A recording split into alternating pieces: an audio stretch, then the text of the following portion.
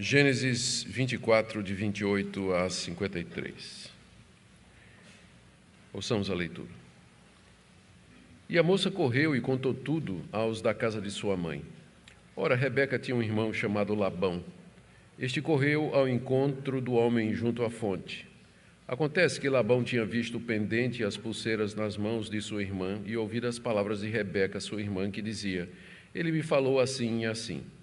Por isso foi até onde ele estava e o encontrou em pé junto aos camelos, ao lado da fonte. E Labão disse: entre, bendito do Senhor, porque você está aí fora? Já preparei a casa e o lugar para os camelos. Então o homem entrou na casa, descarregaram os camelos e lhes deram forragem e pasto. Também trouxeram água para que ele e os homens que estavam com ele lavassem os pés. Puseram comida diante dele. Porém ele disse: não vou comer, enquanto não disser o que tenho para dizer. Labão respondeu: então diga. Então ele disse: sou servo de Abraão. O Senhor tem abençoado muito meu senhor, e ele se tornou um grande homem. O Senhor lhe deu ovelhas e bois, pratas e ouro, servos e servas, camelos e jumentos. Sara, mulher do meu senhor, já era idosa quando lhe deu à luz um filho a quem o meu senhor deu tudo o que tem. E meu senhor me fez jurar, dizendo: não busque uma esposa para o meu filho entre as mulheres dos cananeus, em cuja terra estou morando. Pelo contrário, vá à casa de meu pai e à minha família, e ali busque uma esposa para meu filho. Respondi ao meu senhor: talvez a mulher não queira me acompanhar.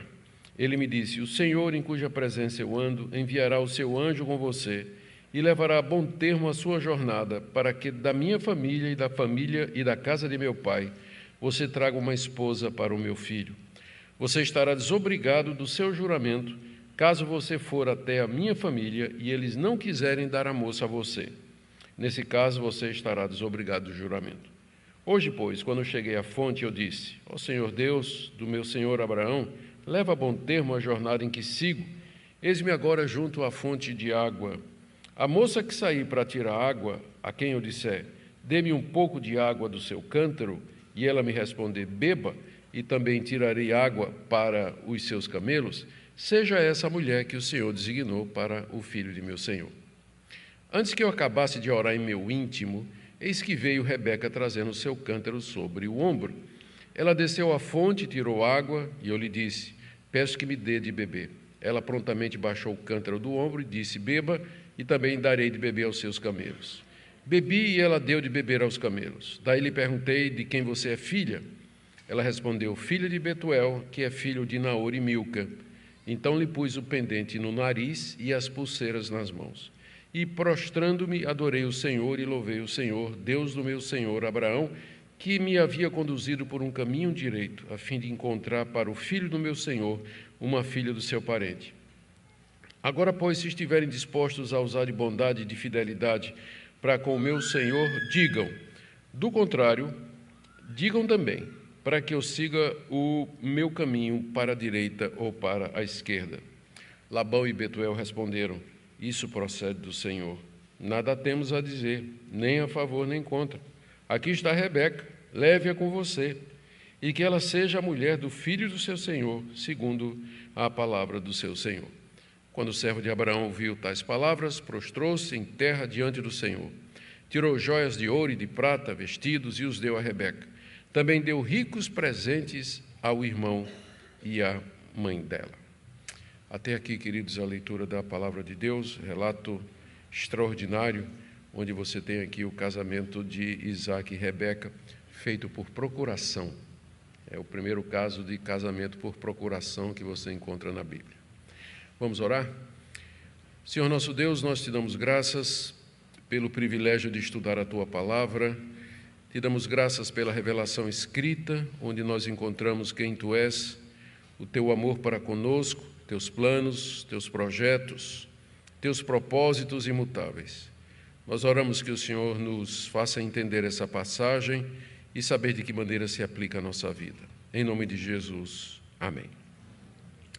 Queridos, vamos lembrar que essa história aqui do casamento de Rebeca e de Isaac faz parte da transição que Moisés está registrando de Abraão para Isaac. É uma mudança de patriarcas. E essa transição vai só se consumar no capítulo 25, onde Moisés registra a morte de Abraão. Na mensagem anterior, nós vimos como, pela providência maravilhosa de Deus, o servo obediente é levado até Rebeca. E ele a encontra casualmente ali no poço, fora da cidade de Padã Arã, que era a cidade onde morava Naor, o irmão de Abraão. E ela preenche todos os requisitos para ser a futura esposa de Isaque. Ela era da parentela de Abraão, estava em idade de casar, era virgem, atenciosa e disposta. Na mensagem de hoje, nós veremos como o servo procede com seu plano de fazer o casamento dos dois. Lembramos que ele estava agindo como procurador de Abraão e de Isaque, fazendo todo o processo no nome deles. A narrativa que nós temos diante de nós contém todos os elementos de um casamento naquela época. Eu acho essa passagem importante para nós hoje, entre outros motivos, exatamente por isso. Porque de vez em quando você encontra alguém, um desavisado, nas redes sociais, dizendo, eu não sei porque esse negócio de casamento, está lá dizendo que o servo trouxe Rebeca e ela e Isaque entraram na tenda e casaram. Não, já estavam casados. O casamento foi feito aqui. Então, quando Isaque recebe Rebeca no final, aqui do capítulo 24, a gente vai ver isso aqui, quando ele a toma e se torna a mulher dele, na verdade, ela já estava casada com ele. E isso foi feito através desse servo. Não é? Como eu disse, esse relato aqui tem todos os elementos de um casamento daquela época. Primeiro, há um pedido de casamento aos responsáveis pela moça, o servo faz esse pedido. Segundo, ele tem autorização para fazer isso, porque ele diz que é servo de Abraão, foi ajuramentado e vem em nome de Abraão e de Isaque para fazer todo aquele processo. Ele entrega o dote, que eram riquezas entregues à família da moça como compensação, porque a moça vai ser tirada da família. Mais tarde a gente vai ver, na próxima parte do capítulo 24, teve festa de casamento e teve até o consentimento da moça, né, que aparece por último, mas não deixa de ser importante também. Temos que lembrar que naquela época os casamentos eram arranjados pelos líderes das famílias. Então, todos os elementos de um casamento estão aqui antes de ela ser levada para entrar na tenda com o seu marido Isaque. Então, isso é um dos motivos porque eu considero essa passagem importante para hoje, porque ela destrói a narrativa dos que querem simplesmente, acham que, como uma vez um rapaz me escreveu, dizendo que ele se considerava casado. Ele e a namorada simplesmente entraram no apartamento, ficaram de joelhos diante de Deus e um disse para o outro, né, olha, eu te aceito como legítimo marido e mulher, pronto, estamos casados diante de Deus, não precisa mais nada, né? E dizendo, era assim que era no Antigo Testamento. Não era, não. Tinha toda uma formalidade, todo um procedimento diante de autoridades, reconhecimento público, como isso aqui que nós vamos ver em parte hoje. Mas, apesar de toda a beleza da passagem, os detalhes que nós temos aqui, apesar de fazer parte desse romance, né, que nós encontramos aqui, a importância dessa passagem está no fato de que, mais uma vez, a providência de Deus se mostra à medida que ele cumpre as suas promessas e mostra a sua fidelidade à aliança que ele tem com o seu servo Abraão e, posteriormente, sobre o seu servo Isaque. Essa história aqui é a história de Jesus Cristo, é a história dos ancestrais de Jesus. A Bíblia toda aponta para Jesus Cristo. E o que você tem aqui é como Deus, lá na antiguidade, já vinha preparando toda aquela linhagem para que dela viesse aquele, conforme Deus tinha dito a Abraão, em quem seriam benditas todas as nações da terra. A importância desse capítulo, dessa passagem, reside exatamente nisso. Vamos lá para os detalhes que Moisés nos dá aqui. O primeiro deles é o encontro do servo com a família da moça, com a família de Rebeca, que está aí do verso 28 até o verso 33. Após conhecer o servo ali na fonte e dar-lhe água para beber e também abeberar os camelos dele, a Rebeca corre para informar a sua família do que tinha acontecido, conforme diz aí o verso 28, que ela correu e contou tudo aos da casa de sua mãe. Não é sem motivo que ela saiu correndo para contar as notícias para a família, a casa da sua mãe, né? Primeiro, porque o servo havia se apresentado, ele era um enviado da família de seus pais, né? Do seu tio-avô, Abraão. Abraão era tio-avô dela.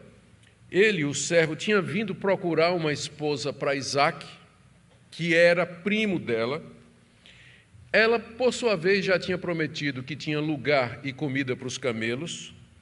Fora isso, aqueles presentes maravilhosos que ele deu para ela, o pendente para o nariz e as argolas para as mãos, com um peso que é mencionado pelo narrador, exatamente para indicar o seu valor. Portanto, era natural que assim que ela acabasse de encher o bebedouro, ela corresse lá para casa para contar o que é que tinha acabado de acontecer. Diz o texto aqui que ela foi para a casa de sua mãe.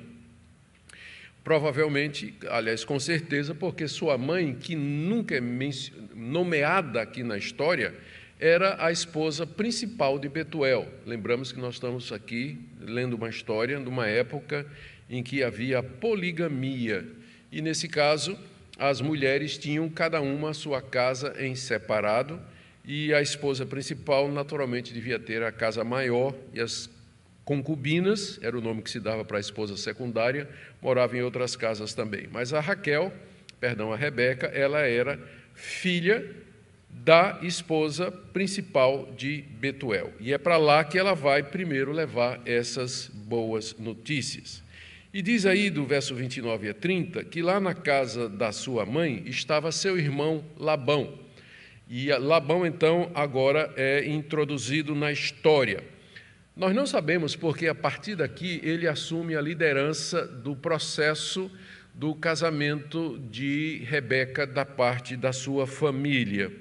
Talvez porque Betuel, que era o pai de Rebeca, àquela altura já estivesse doente, incapacitado, e ele não tinha morrido, porque ele aparece aí, ele é citado aqui mais adiante no texto, como nós iremos ver.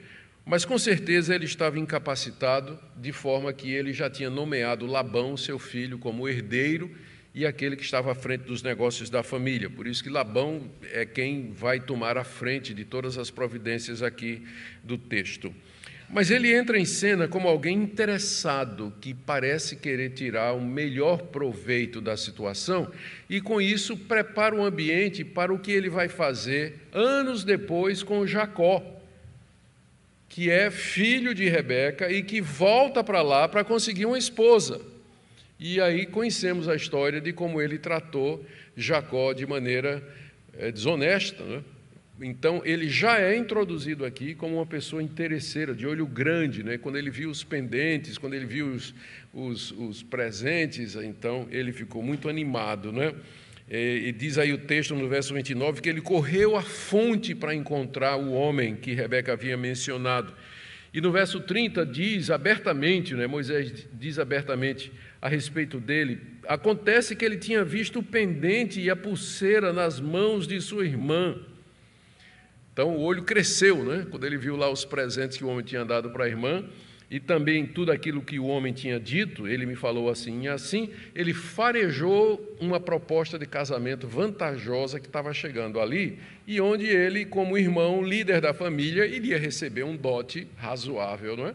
Então, para a fonte, né? Vamos lá ver o que é isso aí, não é? O que é que isso aqui pode trazer de interessante para mim. Afinal, essa proposta estava vindo do tio-avô rico, que era Abraão, certamente muito mais rico do que a família de Naor, de Betuel e assim por diante.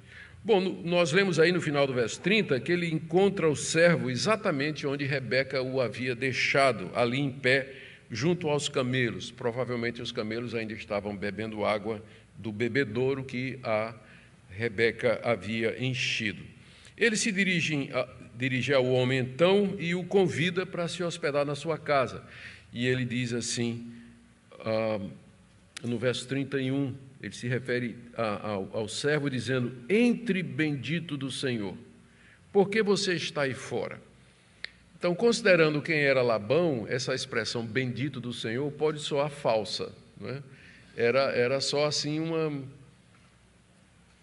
elogio ou alguma coisa, porque o Labão estava interessado mesmo era nas riquezas, mas pelo menos mostra que Labão sabia o nome do Deus de Abraão e que ali naquela região, exatamente como Abraão havia dito, ainda havia se preservado o conhecimento de Deus entre os semitas, perdão.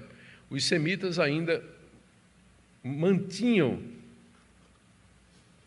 esse conhecimento de Deus de forma que eles sabiam o nome. Quando ele diz aqui, bendito do Senhor, a palavra Senhor é Yahvé, que é exatamente o nome pelo qual Deus se revelou a Abraão, é o nome do Deus da aliança. Então, Labão tem conhecimento de que esse é o Deus a quem o seu tio-avô adorava. E já então convida o servo a entrar no nome do Senhor.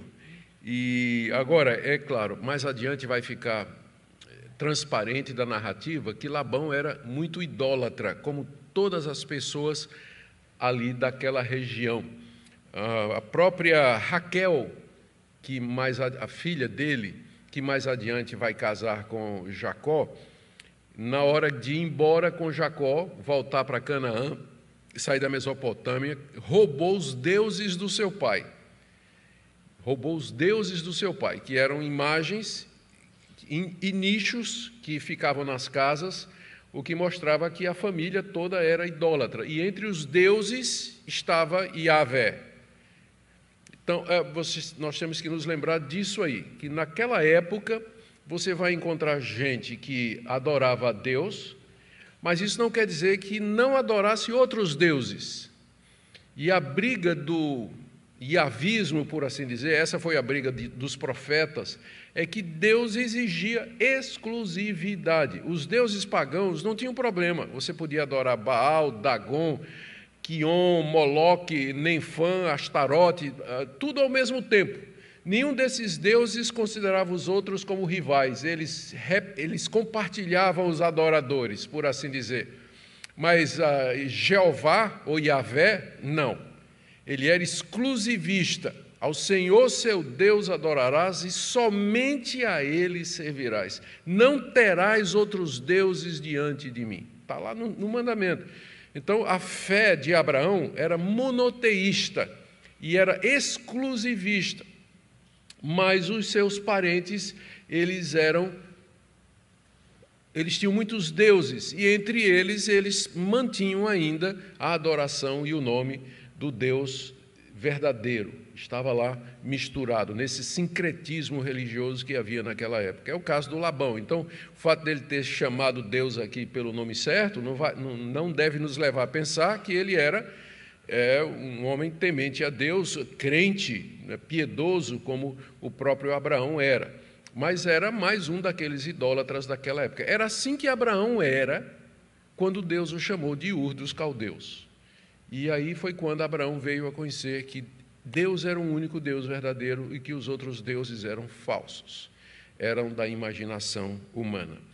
Mas, voltando aqui, então, ele trata a comitiva do servo de maneira digna da hospitalidade oriental, e essa passagem aqui é muito interessante por isso, né, que nos revela costumes daquela época. Eles são conduzidos para a casa da mãe de Rebeca, está aí no verso 32, os empregados de Labão, embora não mencionados, mas é a única possibilidade, descarregam os camelos e dão comida para eles, ainda no verso 32, e aí o servo e seus acompanhantes recebem água para os pés e comida é colocada diante deles. A hospitalidade oriental exigia que a conversação com o hóspede só poderia ser iniciada depois da refeição. Depois da refeição. Mas o servo não vai aguentar esperar. A gente vai ver aqui que ele diz, eu tenho que falar. Antes de comer, eu vou ter que falar, não é? Eu vou ter que falar. E introduz a segunda parte do nosso texto, que é aí do verso 33 parte final, até o verso 49, que é a proposta de casamento que o servo faz de Rebeca com Isaque. Encorajado por tudo que aconteceu até agora, porque a mão de Deus estava muito claro em tudo isso que aconteceu. As coincidências que não são coincidências, de ele ter chegado em Padan Aram no final da tarde, exatamente na hora que as moças estavam saindo, que a sobrinha neta do seu senhor Abraão estava saindo naquela hora para pegar água para levar para casa, e o fato de que ela era jovem, que estava disponível, tudo isso estava evidente, a mão de Deus para o servo, estava evidente que Deus até agora vinha conduzindo todas as coisas. Então, ele não quer esperar seguir ali o protocolo da hospitalidade daquela época do Antigo Oriente, e ele diz então, aqui no verso 33, não vou comer enquanto não disser o que eu tenho para dizer. Literalmente no hebraico, não vou comer enquanto não disser as minhas palavras. Era como se as palavras estivessem borbulhando no coração, e ele diz, eu não posso esperar mais, eu tenho que trazer, ele pensando com ele, eu tenho que fazer essa proposta de casamento logo, porque Deus me ajudou até o momento e não vou perder tempo aqui. Ele não está preocupado com o conforto dele, em ter uma refeição, não, ele quer resolver o negócio para o qual ele havia sido mandado. Seu coração está transbordando com aquilo, ele precisa dizer, precisa aliviar o coração. E Labão, que tinha ideia do que é que vinha pela frente, disse, diga logo, vamos. Está aí, o verso 34, final do verso 33. Então Labão respondeu, diga, você não tem que falar? Então fale. E aí o servo começa a falar. Veja a sabedoria desse homem, ele vai conduzir o relato que ele vai fazer aqui, que eu vou apenas mencionar, porque nós já lemos pelo menos umas 2 vezes. Ele vai dirigir o relato de tal forma a deixar claro para a família de Rebeca, de que aquele encontro ali foi alguma coisa providenciada e arranjada por Deus. Que Deus havia designado Rebeca para ser a esposa do seu senhor Isaque. E que nada daquilo era coincidência. Portanto, eles tinham que autorizar a moça a voltar com ele para casar com Isaque. Então, a história vai ser narrada de uma forma a, no final, deixar os responsáveis pela moça sem nenhuma outra opção a não ser dizer, leve, não há o que fazer. Está na cara que Deus está por detrás disso tudo. E quem somos nós para ir contra Deus? Então, está aqui a moça, leve a moça. Veja como ele constrói. Primeiro, ele se apresenta como servo de Abraão no verso 34, dizendo assim, sou servo de Abraão. Ou seja, eu estou aqui enviado por ele. Estou aqui comissionado por ele, falando por ele. Eu já disse para vocês que já tinha uma instituição no Antigo Testamento, ela vai ficar clara mais no período intermediário, ali entre 400 a.C. até a época do Senhor Jesus, que era chamada de Shaliar. O Shaliar era um procurador que podia, inclusive, casar em nome daquele que o tinha enviado. Podia abrir negócio, fazer pagamento, acertar dívidas, começar empresas. Era um procurador pleno. Isso era bastante conhecido entre os judeus. Um apóstolo de Jesus Cristo era como se fosse um Shaliar de Jesus Cristo, um procurador, porque ele em nome de Cristo, ele fazia milagres, ressuscitava mortos, pregava o evangelho e anunciava o perdão de pecados. Então, essa instituição, o apostolado, ela se baseia nessa instituição mais antiga que já era conhecida pelos judeus, que era de procuração, alguém autorizado que fala em nome de outro com plenos poderes, que é exatamente o papel que o servo está assumindo aqui. Eu sou o servo de Abraão, fui enviado por ele, e eu tenho toda a autoridade. A prova disso são as riquezas que ele traz, as riquezas de Abraão, muita, não foi pouca não, 10 camelos. Então era uma prova de que ele era, de fato, pleno procurador de Abraão, com autoridade para fazer aquilo que ele vai fazer em seguida. Agora vejam como ele fala do seu Senhor. Ele está apresentando o pai do noivo aqui, por assim dizer. e com todas as vantagens. Olha o que ele diz. Primeiro, o Senhor havia abençoado muito o seu patrão. No verso 35, o Senhor tem abençoado muito o meu senhor. Como consequência, ainda no verso 35, ele se tornou um grande homem, e se tornou mesmo. Abraão era respeitado entre os cananeus.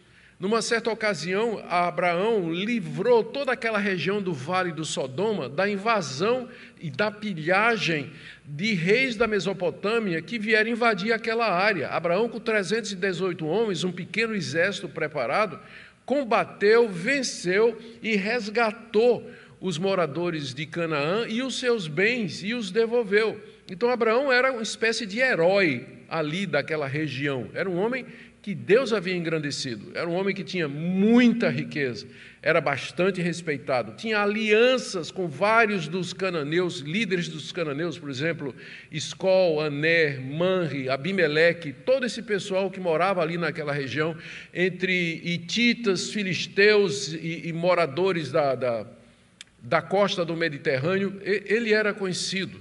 Deus engrandeceu o meu patrão, e é mesmo. E quando a gente pensa como Deus tirou Abraão lá de Ur dos Caldeus, não é? Um idólatra, e faz dele esse grande nome, a gente vê a misericórdia de Deus para com o seu servo Abraão. Aí ele continua no verso 35 ainda: o Senhor lhe deu ovelhas e bois, prata e ouro, servos e servas, camelos e jumentos. Aqui você tem a lista do que era considerado riqueza naquela época. Uma pessoa era rica a partir do número de ovelhas e bois, da quantidade de prata e de ouro, da quantidade de servos e servas, camelos e jumentos que ele possuísse. E Abraão tinha muito. O servo já introduz assim: olha, o pretendente, o pai do pretendente é riquíssimo, né? Aí Labão já está achando bom, né? Está achando bom. Aí, no verso 36, ele introduz Isaque, o noivo. Ele diz que Abraão tinha um filho e que Sara, sua esposa, lhe tinha dado esse filho depois de velha, depois de idosa. Portanto, Isaque não era velho. O noivo não era assim um velhote de 60 anos de idade. Desculpe que eu estou com 67, posso chamar de velhote. Então, não era, né, um velho de 60 anos, 70 anos, não, porque ele nasceu quando sua mãe já era idosa. Então, ele devia ter, aí, tinha menos de 40, com certeza, não, ele tinha 40 anos mais ou menos. Eu depois vou ver aqui, é isso aqui, porque ele tem 60 quando nascem os gêmeos, não é? Mas ele tinha nessa faixa etária aí, entre 30 e 40 anos de idade, porque ele nasceu quando sua mãe já estava velha. Então, ele é um bom pretendente, não é uma pessoa idosa. E segundo, apresentando o noivo ainda no verso 36, Abraão deu a ele tudo o que tinha, ou seja, a Rebeca não ia ficar desprotegida, porque o pretendente era aquele que iria herdar toda a fortuna que ele tinha acabado de descrever agora, sendo o filho único, não é? O filho único, quer dizer, o único herdeiro que haveria de ter direito a toda a fortuna do seu pai, ou seja, o futuro de Rebeca estava garantido. E em seguida ele se apresenta como enviado e procurador de Abraão e Isaque, dizendo assim, que Abraão o havia encarregado de conseguir uma esposa para seu filho Isaque. Verso 37, meu Senhor me fez jurar, dizendo, não busque uma esposa para meu filho entre as mulheres dos cananeus, em cuja terra eu estou morando.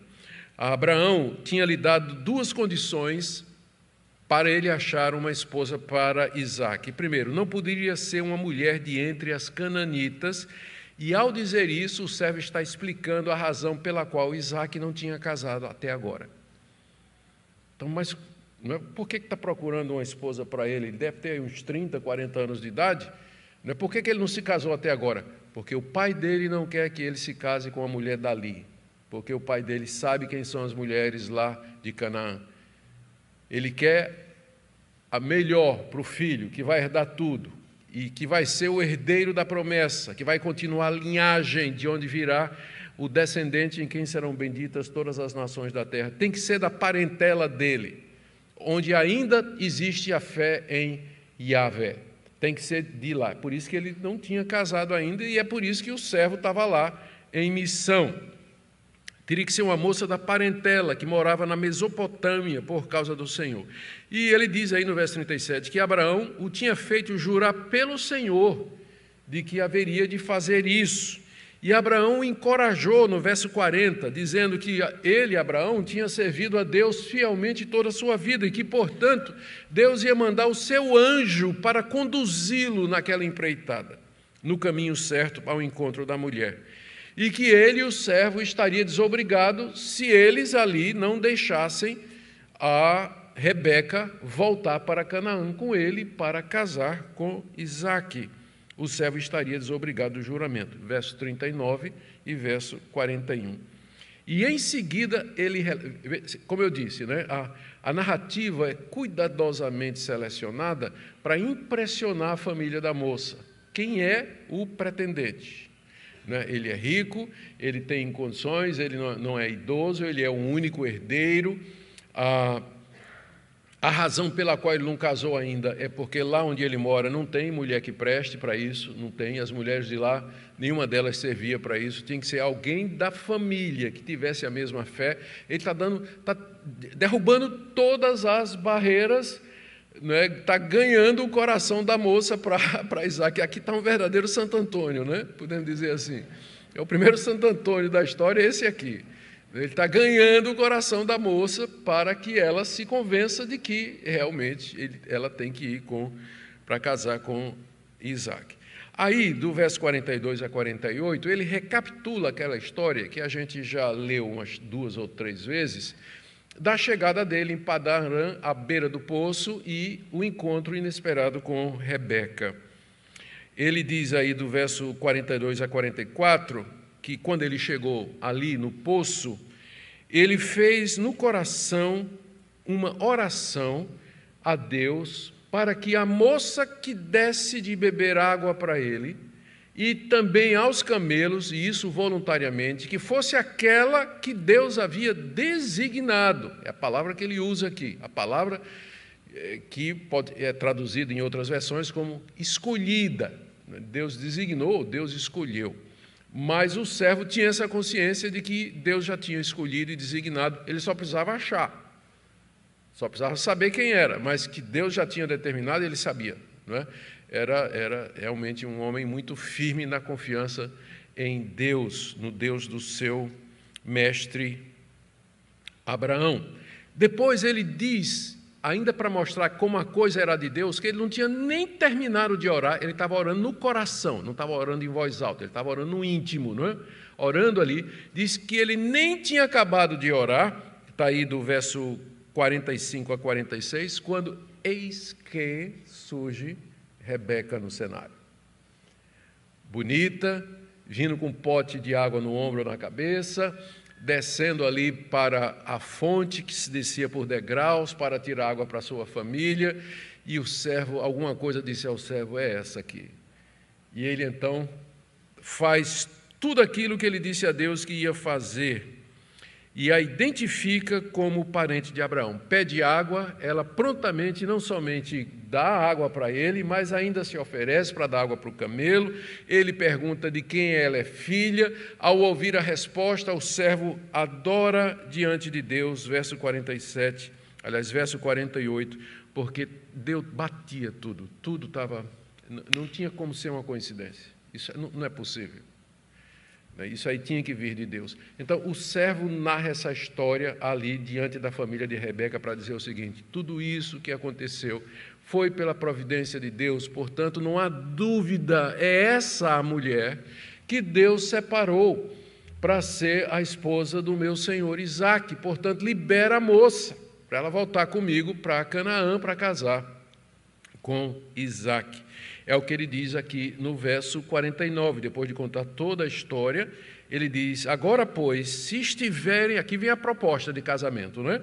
Agora, pois, se estiverem dispostos a usar de bondade e de fidelidade para com o meu senhor, o senhor aqui é Abraão, digam, do contrário, digam também, para que eu siga o meu caminho para a direita ou para a esquerda. Aqui, em outras palavras, tantas, ele está simplesmente dizendo: me digam se vocês agora, diante desse relato, onde a providência de Deus é tão clara, se vocês vão fazer o que Deus está dizendo que é óbvio para vocês fazerem, se vocês vão ser bondosos e misericordiosos com meu senhor Abraão, concedendo que a sua sobrinha neta vá para lá para casar com Isaac, que é o descendente, aquele que vai herdar todas as coisas. Digam se vocês vão consentir nisso ou não, porque se vocês disserem que não vão, eu vou seguir outro caminho aqui. E o servo coloca isso diante da família. E a resposta da família está aí do verso 50 até o verso 53, e o casamento é arranjado, é feito. Os responsáveis por Rebeca dão seu consentimento. Verso 50. Labão e Betuel é mencionado aqui, é o pai, dela, mencionado depois de Labão, o que significa que quem estava no comando mesmo era Labão. Betuel, como eu disse, já devia estar incapacitado. Labão e Betuel responderam: isso procede do Senhor. Pelo que você está contando, não tem outra conclusão. Isso é coisa de Deus, a providência de Deus guiando a história. Portanto, nada temos a dizer, nem a favor nem contra. É como se ele dissesse: não adianta, nossa opinião agora é irrelevante. Quando ficou claro que é a vontade de Deus, o que eu acho ou o que eu não acho, o que vale é a palavra de Deus, o que vale é a vontade de Deus, que está acima da nossa, está acima da nossa opinião, acima da nossa decisão. Então não temos que dizer nada nem a favor nem contra. Verso 51, aqui está Rebeca, leve-a com você, e que ela seja a mulher do filho do seu Senhor, segundo a palavra do Senhor Deus. Segundo a palavra do Senhor Deus. Eles entenderam, aquilo ali era aquilo que o servo tinha falado era a palavra do Senhor Deus. Ali não somente ele era o procurador de Abraão e de Isaac, mas ele era profeta. Ele estava trazendo a palavra de Deus para aquela família e dizendo: separe essa moça, porque eu já tenho designado para ser a mãe da descendência de onde virá o meu filho, o Salvador do mundo, Senhor Jesus Cristo. Séculos depois isso haveria de acontecer. Essa foi a palavra do Senhor que veio através do servo para Labão e Betuel, e eles reconheceram isso e disseram: pode levar a moça. Eles entregam então Rebeca ao servo para ser a esposa de Isaac. Não que o consentimento dela fosse irrelevante, mais adiante o consentimento dela vai aparecer. Mas parecia óbvio desde o início que ela estava disposta a aceitar. Ela recebeu os presentes, correu animada para contar à família, ouviu a história de como Deus havia guiado tudo até agora. Então, havia pouca dúvida de que a moça haveria de aceitar a proposta. Por isso que no verso 52, então, o servo louva a Deus. Diz aqui que ele se prostra em terra diante do Senhor.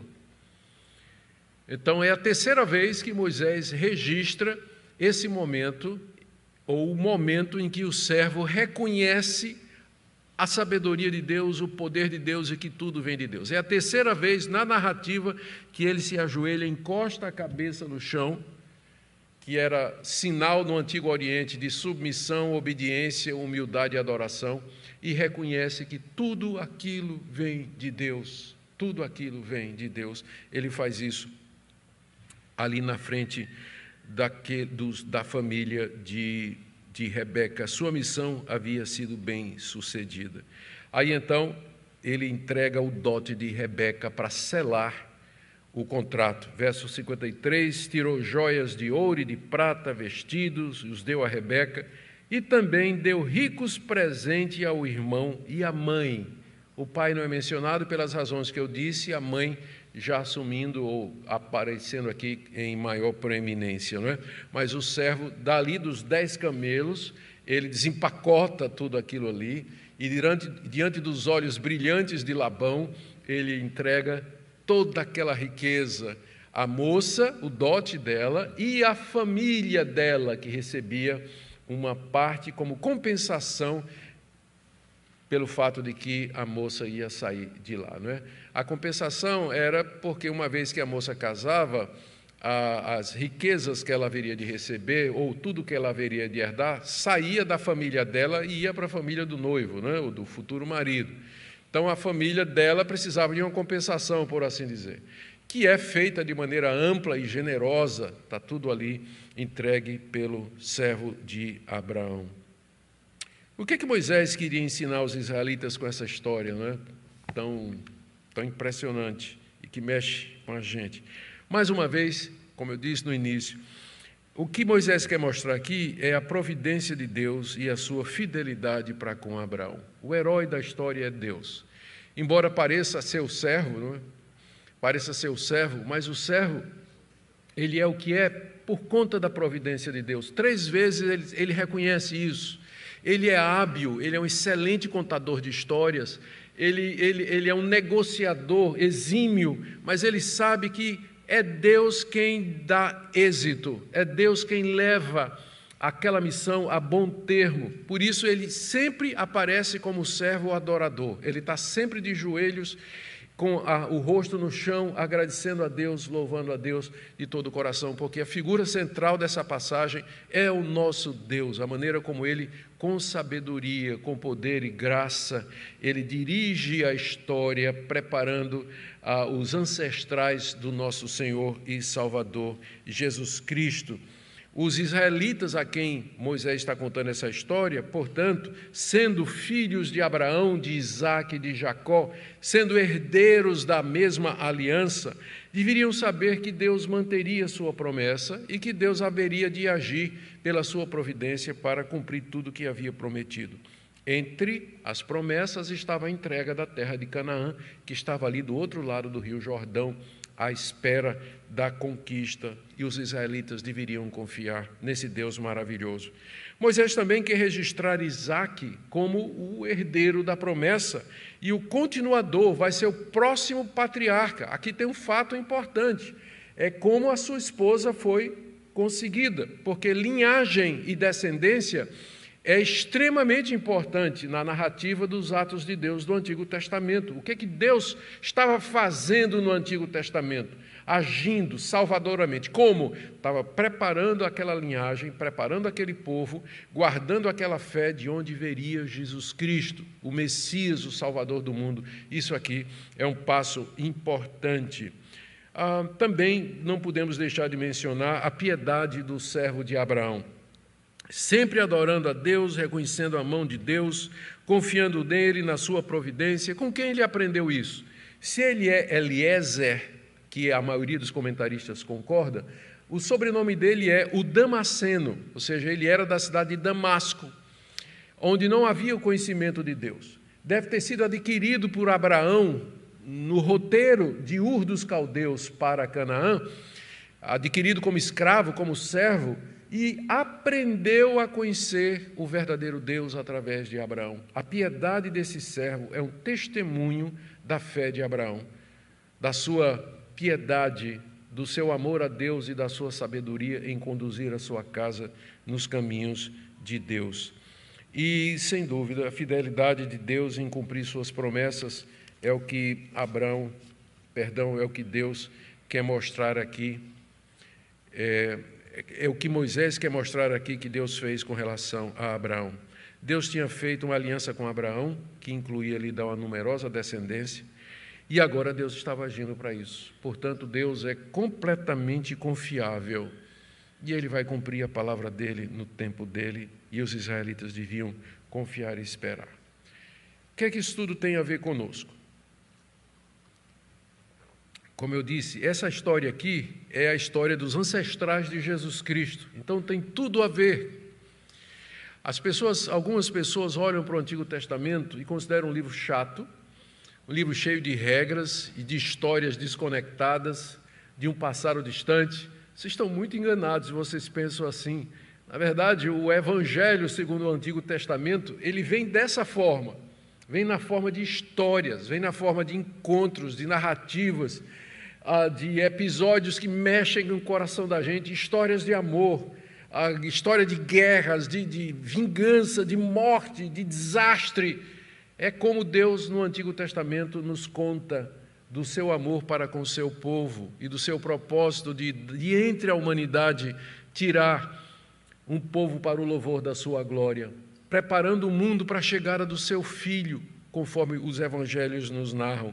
Então, o Antigo Testamento é sobre Cristo e é para nós, os cristãos.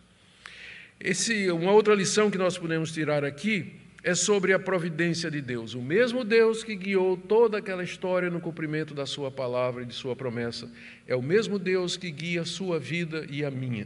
Não existe coincidências para nós. Não existe sorte, não existe azar, não existe destino.